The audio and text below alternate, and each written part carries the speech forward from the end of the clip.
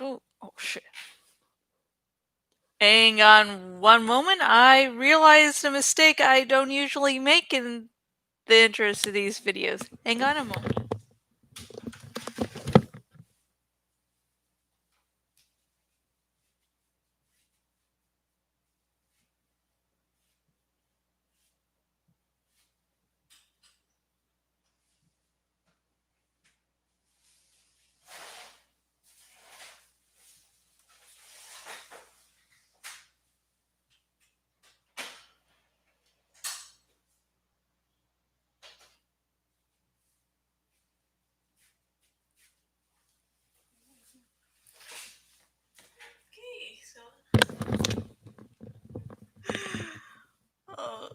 Okay, so that happened. Just as a reference again, camera here, feeds there, so sometimes I look oddly familiar. But okay, I'm just going to begin by saying my name and then explaining. That's just happen.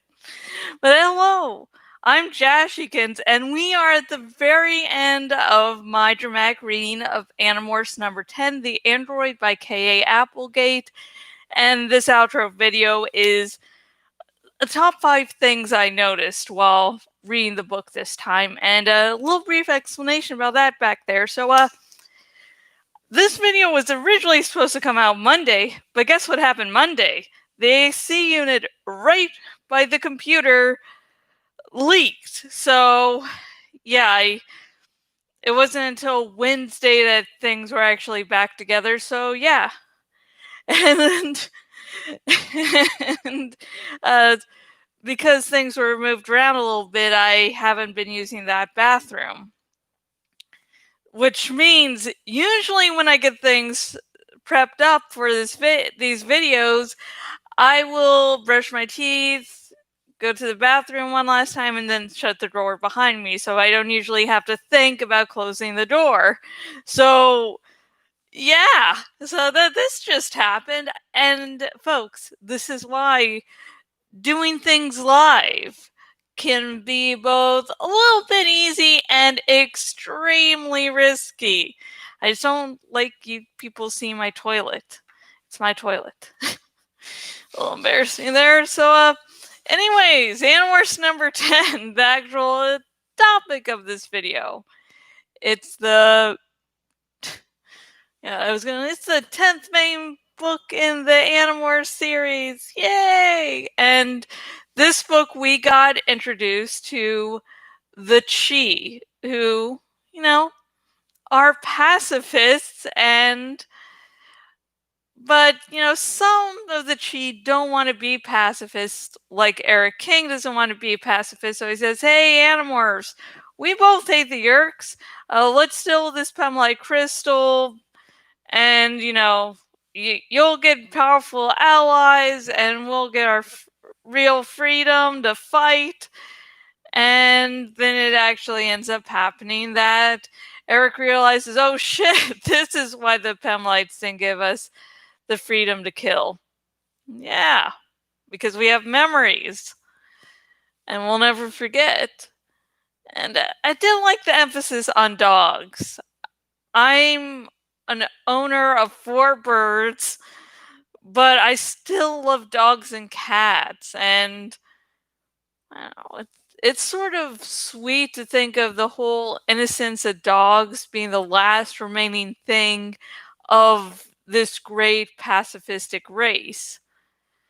And there's actually a bunch more I'd love to talk on the Chi, but the thing is that is really spoiler territory because the Chi do pop up time and again throughout the rest of the series. And then we also get to find out more about the Howlers, how they work, and a little more, sort of also a little more backstory on the Pemlites themselves. So, yeah, so if you are interested in the Chi, the Pemlites, the Howlers, stick around for the rest of the series because you will learn more about it, about all those 3 things. And that's the part of this video that is ad-libbed, if you had not noticed. So let's go on to the scripted part where I point out the top 5 things I noticed. Not in any particular order. I just, top 5 things. Yeah. Nowhere like the number 1 is not going to be something I feel is more important than number 5, blah, blah, blah. And each time I do these outro videos, before I say, hey, just list your top 5 things, and maybe I'll make it into one of these intro videos.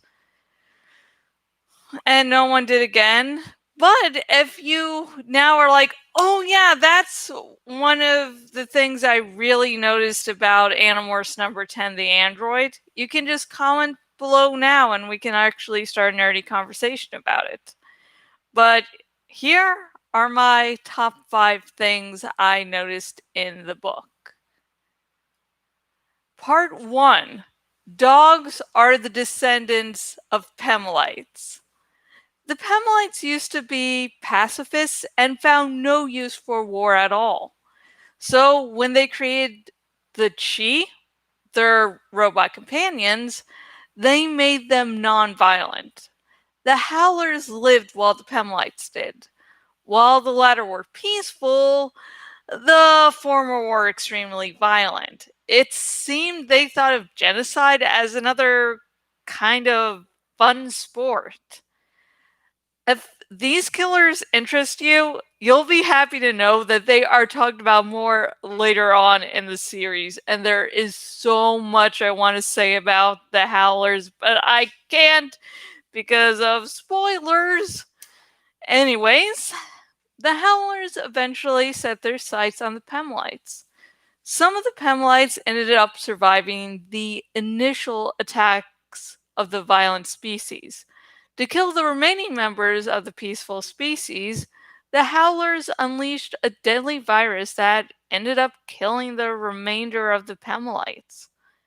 The Chi did not give up on their creators and searched for a planet and a species to put the essence of the Pemalites into, thus preserving their creators in some form.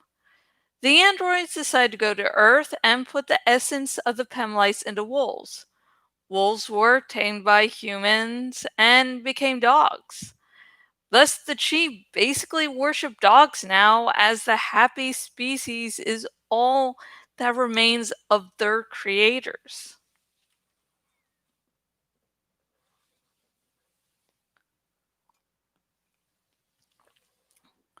Part 2. Marco's parents weren't close to a divorce. While the Animorphs series ended in 2001, the fandom is still ripe with theories. Some new and others still being talked about after all these years. One of the theories in the Animorphs fandom is that Marco's parents were close to divorce before Vischer 1 infested Eva. What seems likely to have actually been the case is that his parents were fighting like every couple does from time to time. Just because you love someone doesn't mean you'll think happy thoughts about them. Being in a relationship can be hard work. Marco most likely saw his parents fighting and made it into something bigger than it actually was. After living with Rev Resner, I can admit we have really stupid arguments at times. He'll get annoyed at me not cleaning off the cutting board, and I'll get annoyed he doesn't put dishes into the dishwasher correctly. I mean, the knives go in a certain space. There's a certain order to putting the knives in the dishwasher, but I love him helping out, so during all of our arguments, we will never stop loving each other. So I think this is the case for Marco's parents. They were arguing, but they weren't even close to divorcing. Part 3. The Animorphs should have kept the Pemlite crystal. The Pemlite crystal is extremely powerful. So powerful that the Yerks could have reprogrammed every computer. Oh, sorry, I'm getting angry, and then my voice is like, okay, we're going to say every word all at once, and that's that. Anyways, let me try to calm myself down enough so that I can actually, do a video.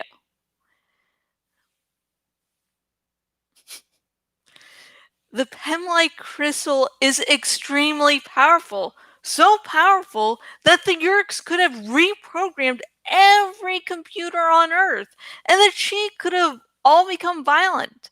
In short, it's an extremely valuable technical asset. And the Animorphs? The Animorphs are very short on those. Later on in the war with the Yerks, the Pemlite crystal could have provided a turning point. So if Marco kept it, maybe the war would have been shorter. Maybe less people could have been killed. I do understand why Marco decided on what he did. He was extremely pained over the war and what had happened in the book, that it was hard to think clearly. So he made a stupid decision because he was young and in pain. Still should have kept the crystal. Part 4. Marco's haircut. Marco got a haircut because the model on the cover had short hair. The original cover, not, the cover I made for my dramatic reading, and not the cover of the reprint. Wait, shit. As you can tell, this is a part that was ad-libbed because I just remembered the only reprints we got were books 1 through 7 in the main series. Got, paperbacks. And number 8 got a reprint, but only in ebook format. I'm like, hey, I'm going to add some fascinating facts to make things humorous. And I'm like, oh yeah, this is why I write and edit scripts, so I don't make mess ups like this. Anyways, the person in charge of choosing models thought he was a perfect Marco, hence the narrator of the book getting short hair. This has to be my favorite subplot of the book. It helps show how vain Marco is. He thinks his short hair makes him super sexy, when that isn't the case. Isn't like the case at all. The other Animorphs do a great job at teasing him and putting the shortest Animorph in his place. It is super amusing how Marco's haircut is such an important subplot that it's mentioned in the final chapter. His hair is starting to grow out again, but he's thinking of keeping it short just to spite his fellow Animorphs. They're like, fight this war against, these aliens that may enslave all of humanity. And Marco's like, yeah, put that on pause. I gotta care about my hair. This is my own personal battle, and it will be the hill I die on. Anyways, Part 5. Chi and Nonviolence. Since the Pemlites were pacifists, they programmed the Chi to also be nonviolent. The robot companions are unable to commit any act that would endanger another being.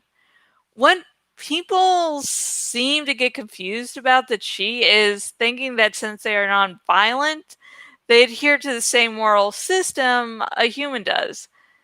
This is not the case. Remember, the Chi can't harm another creature, which leaves open a lot of things for the androids to do. As we see in this book, each chi has their own personality. They even argue about what the correct course of action is regarding the Yeerks. So it makes sense that some chi bend the rules as much as their programming allows them to. Such as some of the chi don't care about saving humanity. To us, this would be morally wrong and seems to go against the chi's programming. Yet we have to remember the chi can't harm a human, but their programming allows humans to be harmed due to their inaction. Another example is that Eric and some other chi have sorry, I just misread the word infiltrated as something about fertilization, and I got confused for a second. Like, okay, my reading comprehension is awesome. I can recognize the words I write. I love this. It's like, hey, I don't get a video out for a while, and it's like, hey, here's about 5 hours of me messing up. Anyways, let's start this. Let's start the paragraph over again, and hey, maybe we'll have better luck. Another example is that Eric and some other chi have infiltrated the Yeerks. This involves trapping a Yeerk in their heads. This seems cruel and thus something the androids shouldn't be able to do. However, they aren't actively harming the Yeerks physically, which means their program allows for it. To better understand and appreciate the chi, you merely have to stop thinking of nonviolence and morally good as being the same thing. To the chi, those are entirely different concepts. So, those are the top 5 things I noticed in Animorphs number 10, The Android by K.A. Applegate. And I'm wondering, what's your own top 5 list? Do you have maybe top 10 or top 15? Just comment down below. Let me know. And remember, no major spoilers. I'm hoping against hope that people find out about Animorphs via my videos. So, there's some huge twists and turns that you that you should read through the first time, not knowing they're going to happen, because some of them just make you look back in the series and go, wait a minute, now I feel like a completely different way about something. So, and remember, leaving a comment's awesome, liking this video is awesome, subscribing so that you don't miss out on any of my content is also awesome. And remember, I'm not just reading Animorphs number 10. I am reading the entire Animorphs series. And that means I'm not stopping at number 10. I was going to try to say something cool, and then I remembered I'm not cool, so okay, I think there was a segue at one point, and that segue just left me far behind. Bye. So anyways, you may be wondering, so what will be the next book in the Animorphs series that I will be doing a dramatic reading of? The answer is Animorphs number 11, The Forgotten by K. Applegate. I'll hopefully have an intro video out on Monday. That should be good. But, so, there's still time to actually read The Forgotten before I do my dramatic reading. And The Forgotten is interesting. One of the main concepts, without spoiling what happens, because craziness ensues, is that the book very much focuses on Jake's leadership, and not just him being the leader, but how he feels about leadership, how he feels sending, his friends into battle, saying, okay, you do this, you do that, and thinking, one of his friends may die. So, yeah.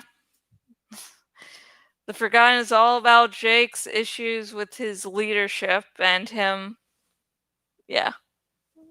God. I'm sorry, but I keep stopping myself because I'm like, that may be a spoiler, but yeah, it's all about Jake's leadership and his connection to it. So, yeah. I'm just going to say one thing, and it will make no sense until, you've read the book, but square dancing.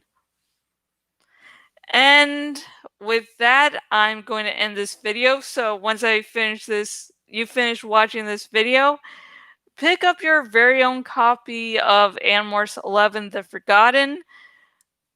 It's a good book, and sadly, there's not a professional doing an audiobook of the book. So cross your fingers. Hopefully, we get the entire Animorphs series having audiobooks,